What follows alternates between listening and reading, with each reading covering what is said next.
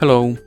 In this video I will show you how to bypass parental control on SONY Xperia 10 Mark IV. So you have to start by opening your Google application, then click on your avatar and then go to manage your Google account. Now click on data and privacy and you have to scroll all the way down and click on delete your Google account.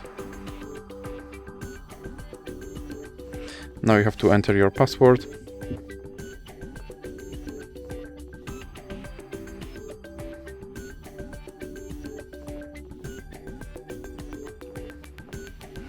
And here you have to scroll all the way down again and check these two checkboxes and click delete account. And now your Google account should be removed. So now let's open Google Play Store or any other app that requires you to sign in into your Google account and click sign in. And now you have to enter your email address and click next and then click next again. And here you have to enter your password.